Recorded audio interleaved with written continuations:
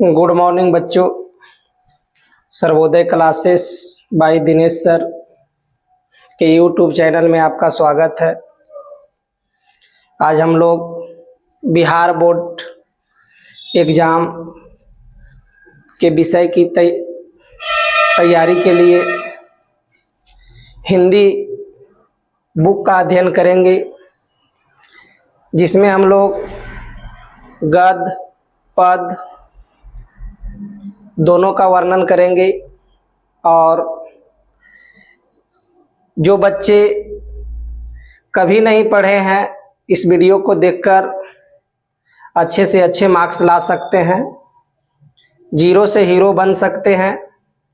और जो बच्चे पहले से तैयारी किए हुए हैं, उसके लिए ये रामबाण साबित होगा और मार्क्स को बढ़ाने में जो है काम आएगा।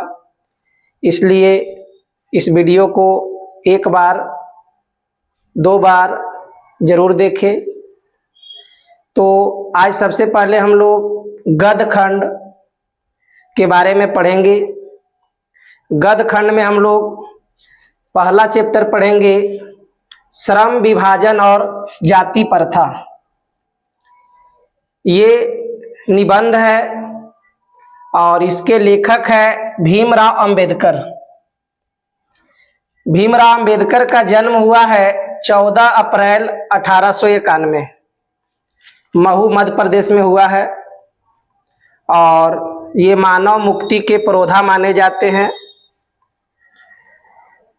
और इनके 3 प्रेरक व्यक्ति रहे थे, बुद्ध, कबीर और ज्योतिबा फुले। इनका मृत्यु दिसंबर 1956 दिल्ली में हुआ था।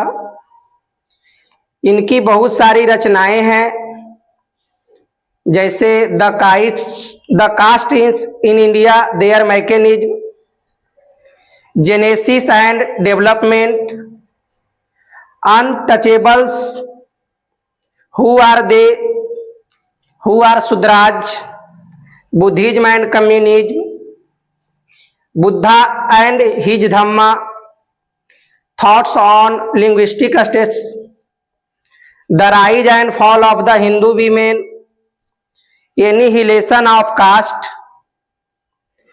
ये सारी रचनाएं जो है भीमराव अंबेडकर के द्वारा लिखा गया है। और यहाँ पर जो अभी हम लोग श्रम विभाजन और जाति प्रथा जो भाषण पढ़ेंगे, इनका एक विख्यात भाषण एनिहिलेशन ऑफ कास्ट से लिया गया है, जिसका हिंदी रूपांतर ललई सिंह यादव के द्वारा किया गया। भीमराव अंबेडकर इस चैप्टर में श्रम विभाजन की बात किए हैं। श्रम विभाजन होता क्या है? काम का विभाजन। काम का जो विभाजन होता है, जाति के आधार पर किया गया है। यही कारण है कि यह जो है बेरोजगारी का एक सबसे मुख्य कारण बना हुआ है।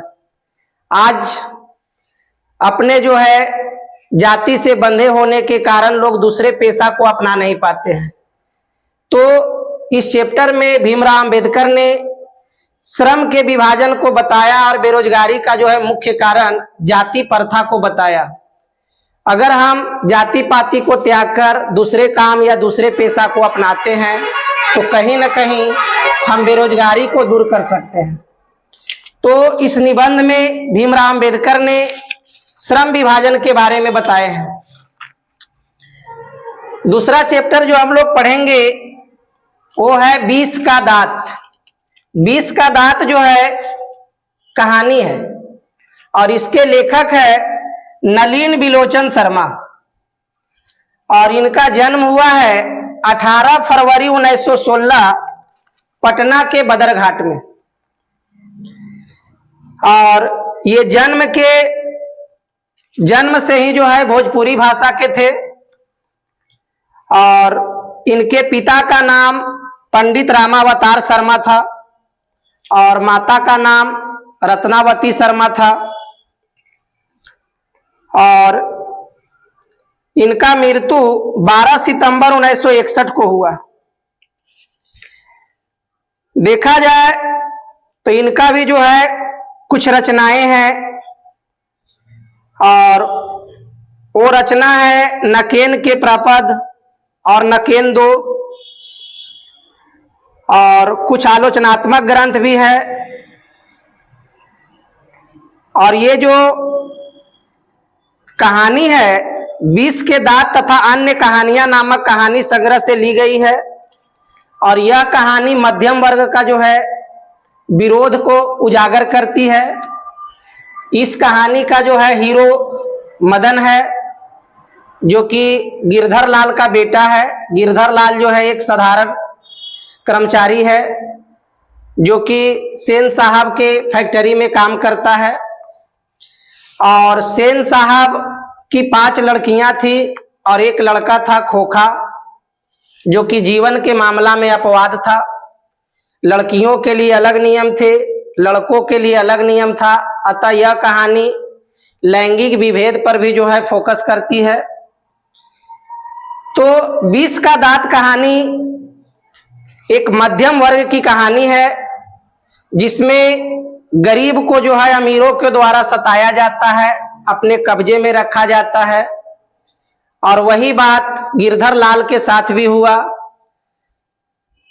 लेकिन मदन ने जो है सेन साहब के बेटे खोखा का जो है दांत को तोड़कर यह साबित कर दिया कि यह जहर का जो दांत है इसे समाप्त करना चाहिए, और उसके जो है घमंड को तोड़ा। तो यह कहानी भी जो है मध्यम वर्ग पर आधारित लोगों को जो है आगे बढ़ने के लिए, और जो दबे सते लोग हैं उसको आगे बढ़ाने का जो है कार्य करती है। तीसरा जो चैप्टर है वो है भारत से हम क्या सीखें, और यह एक भाषण है। इसके लेखक है मैक्स मुलर, और इनका जन्म हुआ है 6 दिसंबर 1823, और जर्मनी के डेसाउ नामक नगर में हुआ है। इनके पिता विल्हेल्म मुलर थे। जब इनका जन्म का 4 वर्ष हुआ तो इनकी मृत्यु हो गई। और स्वामी विवेकानंद इनको वेदांतियों का वेदांती कहा है। और जो अभी हम लोग निबंध पढ़ेंगे, अधिभाषण पढ़ेंगे, इसका हिंदी रूपांतरण डॉक्टर भवानी शंकर त्रिवेदी ने किया है। इन्होंने भारत के बारे में जोर दिया है, भारत के बारे में बताया है कि भारत जो है सर्वविध संपदा और प्राकृतिक सौंदर्य से परिपूर्ण देश है। जिस चीज की जानकारी, जिस विषय की जानकारी हमें दूसरे देश में नहीं होती है, उसकी जानकारी हमें भारत में मिल सकती है। और जो चीज हम दूसरे जगह नहीं प्राप्त कर सकते हैं उसे हम भारत में प्राप्त कर सकते हैं, चाहे जिस क्षेत्र में हो। हर क्षेत्र में जानकारी जो है भारत से हमें प्राप्त हो सकती है। तो मैक्स मुलर ने भारत के बारे में विचित्र वर्णन किया है, और भारत को ज्यादा से ज्यादा जो है ज्ञान के क्षेत्र में बताया कि जितने भी भाषाएं हो, ज्ञान विज्ञान का क्षेत्र हो, हर क्षेत्र में भारत से हमको जो है जानकारी प्राप्त हो सकती है। तो ये बातें जो है मैक्स मुलर भारत के बारे में बताए कि जो कुछ हम कहीं से नहीं सीख सकते हैं वो हम भारत से सीख सकते हैं। तो ये भारत से हम क्या सीखे भाषण में मैक्स मुलर ने भारत के बारे में बताए। चौथा जो चैप्टर है वो है नाखून क्यों बढ़ते हैं, और यह एक ललित निबंध है, और इसके लेखक है हजारी प्रसाद द्विवेदी, और इनका जन्म हुआ 1907 आरत दुबे का छपरा बलिया उत्तर प्रदेश में। और इनके प्रमुख रचना अशोक का फूल, विचार और वितर्क, आलोक पर्व, भारत के कलात्मक विनोद, और कालिदास की लालित्य योजना, हिंदी साहित्य का आदिकाल, नाथ सीधो की बानियां, पृथ्वीराज रासो, अनेक प्रकार का जो है रचनाएं इन्होंने लिखा। और इनका मृत्यु 1979 में दिल्ली में हुआ। और इस निबंध में इन्होंने बार बार नाखून काटे जाने के बहाने सभ्यता और संस्कृति पर जो है जोर दिया है कि आज जिस प्रकार नाखून बढ़ते जा रहे हैं, बार बार हम उसको काटते हैं, उसी प्रकार हर जगह जो है अत्याचार भी बढ़ रहे हैं। अत्याचार को मिटाया जाता है, फिर भी वो अत्याचार बढ़ जाता है। तो नाखून के बहाने इन्होंने सभ्यता और संस्कृति पर जोर दिया है और नाखून के बारे में बताए हैं कि नाखून जो है पशुता का निशानी है।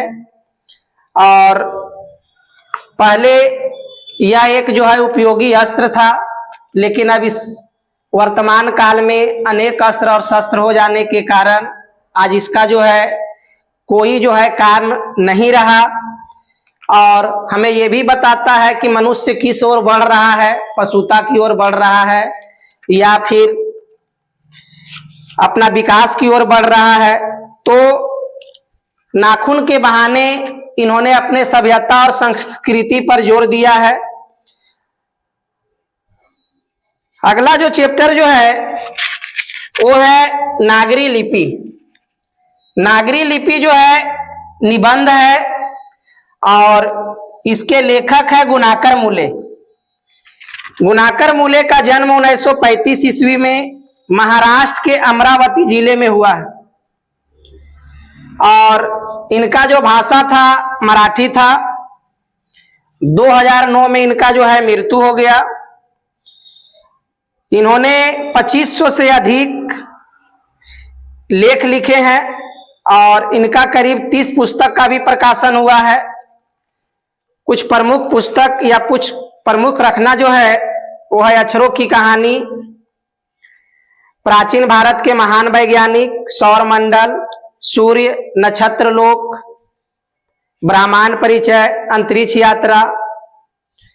और ये जो निबंध है वो लिया गया है भारतीय लिपियों की कहानी से और इसमें लिपि के बारे में बताया गया है कि हिंदी की लिपि जो है देवनागरी है और नेपाली का भी जो है लिपि देवनागरी ही है, मराठी भाषा की भी लिपि जो है देवनागरी ही है और देवनागरी को ही हम लोग नंदी नागरी भी कहते हैं।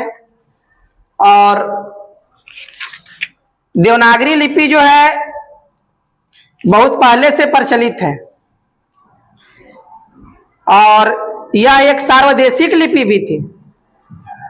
8वीं 9वीं शताब्दी में देखा जाए तो इसका प्रचलन सारे देश में था, इसीलिए इसको सार्वदेशिक लिपि भी कहा जाता है। तो यहां से भी क्वेश्चन आ सकता है कि नागरी लिपि कब जो है सार्वदेशिक लिपि थी, तो इसका आंसर हो सकता है 8वीं 9वीं सदी। और 14वीं 15वीं शताब्दी के विजयनगर के शासक ने अपने लेख के लिपि को नंदी नागरी कहा। तो इसके नामकरण में बहुत सारे जो है मतभेद है। कुछ लोग इसको नंदी नागरी कहते हैं, कुछ लोग इसको देवनागरी कहते हैं, कुछ लोग जो इसको ऐसे नागरी कहते हैं। लेकिन हमें लिपि की झंझट में नहीं फटनी चाहिए, हमें जो है नाम के झंझट में नहीं आनी चाहिए। सारी लिपि एक ही है, नंदी नागरी हो, नागरी हो या देवनागरी हो। तो इसमें इन्होंने लिपि के बारे में बताए हैं और देखा जाए तो ये एक राजा दंती दुर्ग का सामागण दान पत्र भी था जो 754 ईस्वी का है। और नागरी लिपि में एक जो है ताम्रपट भी जो है वो है 1060 ईस्वी का है। और एक बेतमा दान पत्र 1020 ईस्वी का है। मिहिर भोज की जो है ग्वालियर प्रशस्ति भी जो है नागरी लिपि में ही है, जो कि 840 से 881 ईस्वी का है। तो इस प्रकार से नागरी लिपि में बहुत सारे जो है ऑब्जेक्टिव क्वेश्चन बन सकते हैं। छठा जो चैप्टर है वो है बहादुर और बहादुर जो चैप्टर है एक कहानी है और इसको लिखे हैं अमरकांत। अमरकांत का जन्म हुआ है 1925 ईस्वी नागरा बलिया उत्तर प्रदेश। और इन्होंने बहुत सारे जो है कहानी और उपन्यास भी लिखे हैं, जैसे जिंदगी और जोक, देश के लोग, मौत का नगर, मित्र मिलन, कुहासा, सूखा पत्ता, आकाश पक्षी, काले उजले दिन, बीच की दीवार, ग्राम सेविका, वानर सेना। और ये जो कहानी है एक मंझोले शहर की कहानी है, मध्यवर्गीय परिवार की कहानी है। और बहादुर जो है एक नेपाली गवई गोरखा था जो कि नौकर के रूप में काम करने के लिए आया था। यानी बहादुर जो है नेपाल का रहने वाला था, नहीं नेपाली था। और ये लेखक के घर में जो है नौकर के रूप में आया था, क्योंकि नौकर के पूरे थी मान लेखक के जो है सारे परिवार में नौकर था, लेकिन लेखक के पास नौकर नहीं था, तो ये भी नौकर रखना चाहते थे। और बहादुर को लेखक के साले साहब जो है लेकर के आए थे। बहादुर जो है लेखक के घर में घुल मिल गया था, सारा काम जो है सही ढंग से करता था, सारे परिवार को सुख देता था, आराम देता था। लेकिन कुछ जलनशील लोग, लेखक के परिवार वाले ही इन पर जो है चोरी का झूठा आरोप लगाकर बहादुर को जो है इनके घर से जो है भगा देता है। इन पर जो है बहादुर का जो है पहले जो नाम था दिल बहादुर था, और इन पर 11 रुपये का जो है चोरी का आरोप लगाया गया था बहादुर पर। तो बहादुर के चले जाने पर सभी लोग को पछतावा होता है, क्योंकि बहादुर के रहने से घर के सारे परिवार सुख और आराम की जिंदगी व्यतीत कर रहे थे। 7वां जो चैप्टर हम लोग पढ़ेंगे वो है परंपरा का मूल्यांकन, और यह एक निबंध है और इसके लेखक है रामविलास शर्मा। इनका जन्म हुआ है 10 अक्टूबर 1912 और उत्तर प्रदेश के एक छोटे से गांव ऊंच गांव सानी में हुआ है। इनका मृत्यु 30 मई 2000 ईस्वी को दिल्ली में हुआ। और इनके प्रमुख रचना देखा जाए तो कुछ खास नहीं है। यहां पर जो ये निबंध लिखे हैं परंपरा का मूल्यांकन, जो कि परंपरा का मूल्यांकन किसके लिए जरूरी है? जो लोग साहित्य में परिवर्तन चाहते हैं, जो लोग लकीर के फकीर नहीं है, जो लोग रूढ़ियां तोड़कर क्रांतिकारी परिवर्तन करना चाहते हैं, उन लोगों के लिए जो है परंपरा का ज्ञान बहुत जरूरी है। क्योंकि हम साहित्य की परंपरा का मूल्यांकन करते हुए ही हम आगे बढ़ सकते हैं। क्योंकि आज देखा जाए तो मनुष्य जो है काफी पिछड़ा हुआ है। साहित्य जो है मनुष्य के जीवन से भी संबंधित होता है और यह मनुष्य को आगे बढ़ने में भी सहायता करता है। तो यहाँ पर रामविलास शर्मा जी जो है परंपरा के मूल्यांकन को करते हुए लोगों को आगे बढ़ने की सलाह देते हैं कि जिस प्रकार देश विदेश में लोगों में विकास हो रही है, उसी प्रकार अगर हम भी उन्हीं के रास्ते पर अगर आगे चलते हैं तो हमारा भी विकास जो है संभव हो सकता है। तो परंपरा का ज्ञान बहुत जरूरी है। अगर हमें आगे बढ़ना है, जीवन में कुछ करना है, तो परंपरा का ज्ञान बहुत जरूरी है। अगला जो चैप्टर पढ़ेंगे हम लोग वो है जीत जीत मैं निरखत हूं, और यह एक इंटरव्यू है यानी साक्षात्कार है। और ये साक्षात्कार इंटरव्यू जो है पंडित बिरजू महाराज का है।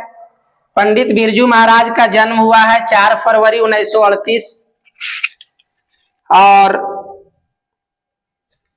इनका जन्म जो है लखनऊ में हुआ था।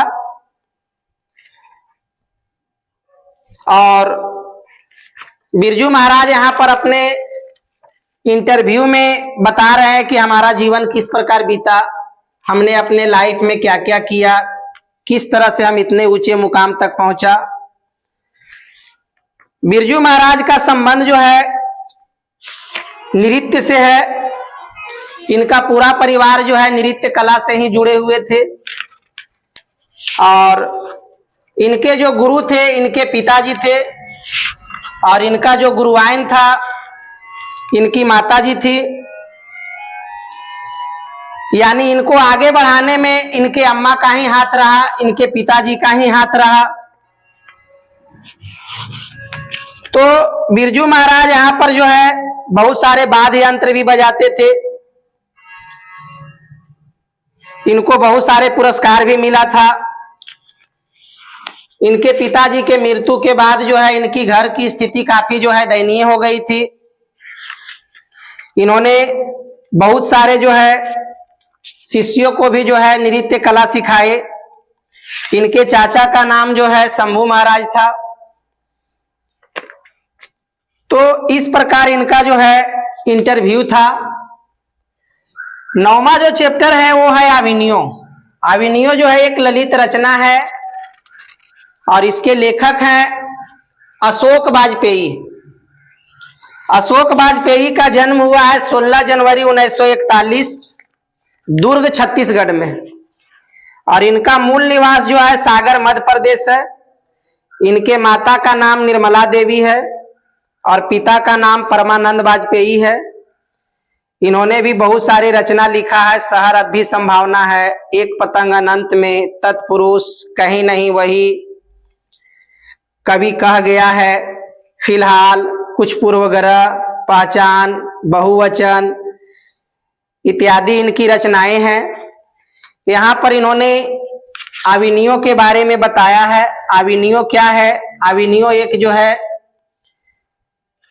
दक्षिण फ्रांस में रोन नदी के किनारे बसा एक शहर है और यहाँ एक ईसाई मठ भी है जिसको हम लोग ला सतरुज भी कहते हैं। तो आविनियो जो है फ्रांस का एक प्रमुख कला केंद्र रहा है। यहाँ लोग जो है जा करके बहुत सारी रचनाएं को लिखते हैं।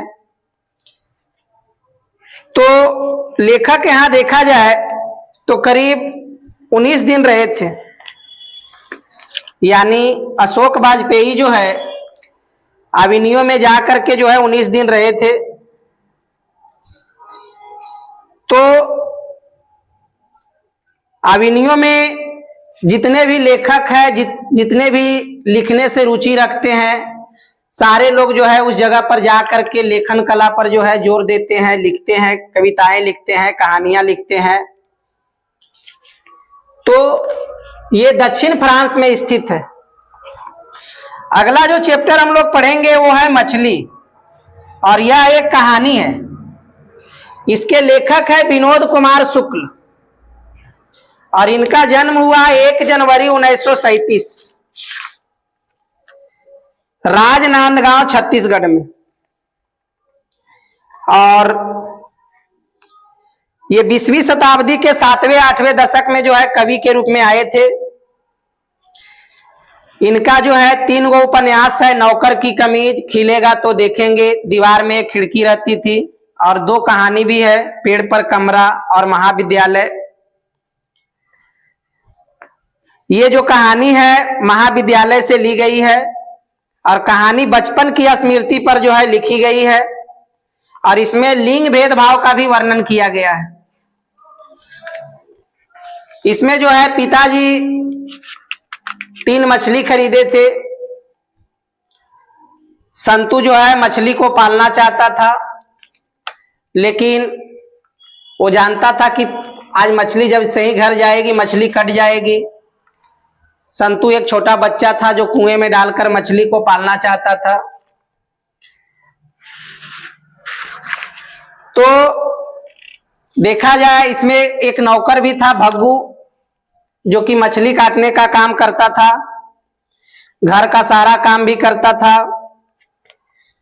लेकिन मछली कटने से जो है संतू बहुत नाराज हो रहा था तो इसमें बच्चों पर आधारित भी कहानी है।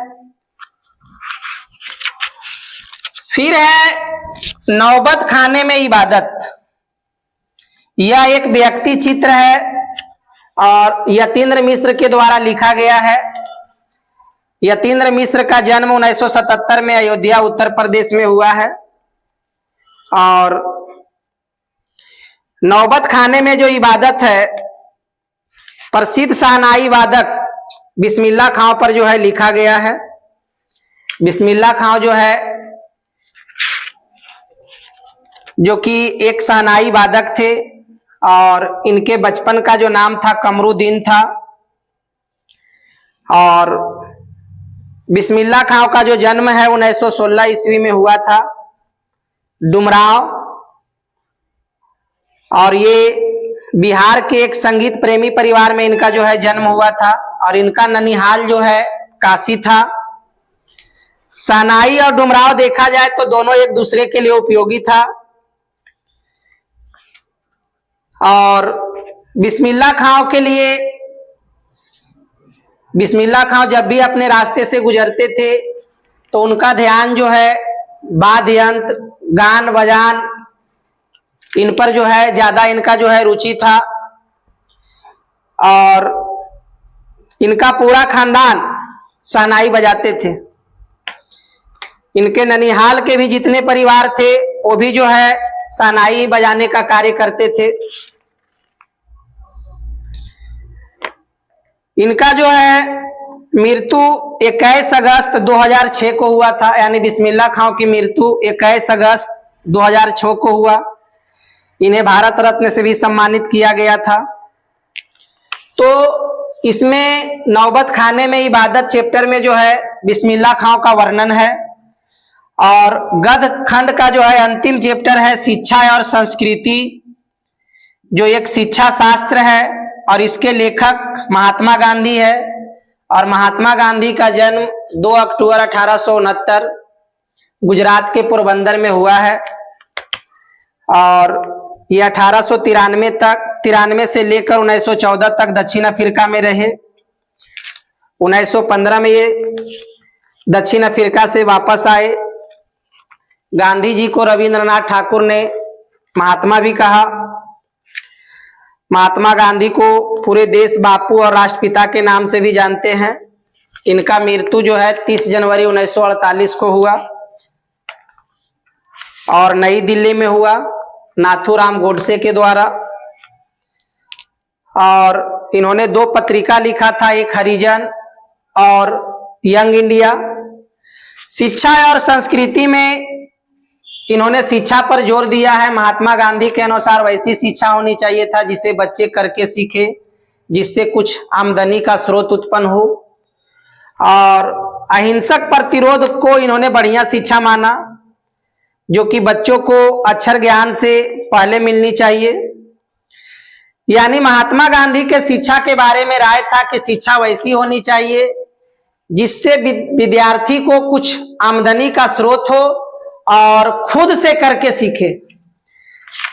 तो इन्होंने जो अंग्रेजी शिक्षा है ये सब का भी जो है इन्होंने समर्थन किया। कभी कभी ये विरोध भी किए कि हमारी जो है शिक्षा अपनी संस्कृति से जुड़ी होनी चाहिए। अपनी संस्कृति को अपनाने के बाद ही हमें दूसरे संस्कृति को अपनानी चाहिए। यानी पहले हमें अपनी भाषा में ही शिक्षा को ग्रहण करनी चाहिए। तो इतना चीज हम लोग को जो है गद्य खंड में पढ़ना था। गद्य खंड के बारे में हम लोग संक्षेप में जानकारी प्राप्त किए।